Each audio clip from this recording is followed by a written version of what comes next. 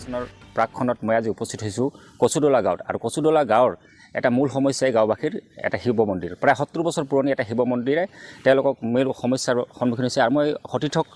মন্দিৰটো দেখাবলৈ অনুৰোধ জনাইছোঁ যে এয়া হৈছে 70 বছৰ পুৰণি এটা শিৱ মন্দিৰ আৰু এই কচুদলা গাঁওবাসীৰ মূল সমস্যা তেখেতলোকে ব্যক্ত কৰিছে যিহেতু সমাগত বিধানসভা নিৰ্বাচন আহি আছে সকলো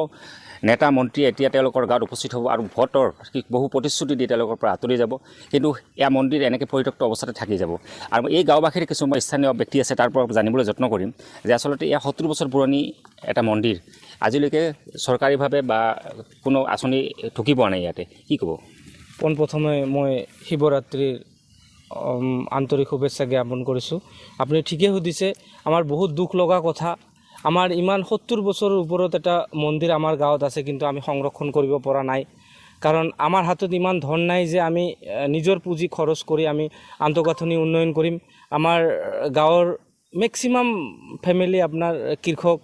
মৎস্যজীৱী হয় সেইকাৰণে আমি আৰ্থিকভাৱে ইমান সবল নহওঁ যে আমি মন্দিৰটো আন্তঃগাঁথনি উন্নয়ন কৰিম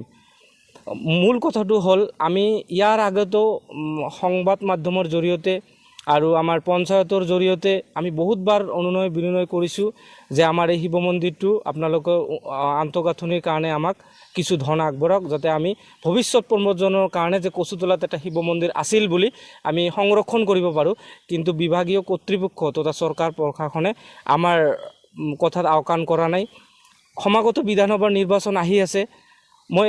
আমাৰ অভয়পুৰী 16 নং বিধানসভা সমষ্টি বৰ্তমান আগতে আছিল অভয়পুৰী দক্ষিণ মই বিধায়ক মন্ত্ৰী বিধায়কসকলক মই অনুৰোধ জনাইছোঁ যে আমাৰ ইমান পুৰণি এটা শিৱ মন্দিৰ আপোনালোকৰ দৃষ্টিগোচৰ কৰি আমাক উপকৃত কৰে যেন আৰু এটা ফাণ্ড দি আমাক উপকৃত কৰি আমাৰ শিৱ মন্দিৰটো সংৰক্ষণৰ ব্যৱস্থা কৰিবলৈ মই অনুৰোধ জনাইছোঁ হয় ইয়াতে সকলে ব্যক্ত কৰিছে যে যিহেতু 70 বছৰ পুৰণি এটা শিৱ মন্দিৰটো সংৰক্ষণৰ ব্যৱস্থা যি চৰকাৰে কৰিব লাগিছিল কৰা নাই আন এগৰাকী ব্যক্তি আছে তেখেতৰ পৰা জানিব বিচাৰিম যে সমাগত বিধানসভা নিৰ্বাচন আহি আছে আপোনালোকৰ নেতা মন্ত্ৰীসকলে আহিব বিভিন্ন সমস্যাৰ তথা বিভিন্ন প্ৰতিশ্ৰুতি দি যাব এনেকৈ প্ৰতিশ্ৰুতি দি আকৌ তেওঁলোকে এই 5টা বছৰে শুই থাকিব কি ক'ব চৰকাৰক মই ইয়াত আগতে বহুতবাৰ কোৱা হৈছিলে তেওঁলোকে কোনো ধৰণৰ গুৰুত্ব দিয়া নাই তো এইবুলিও আমি আৰু চৰকাৰক ক'ব খোজোঁ যাতে আমাক এই শিৱ মন্দিৰটো ভালকৈ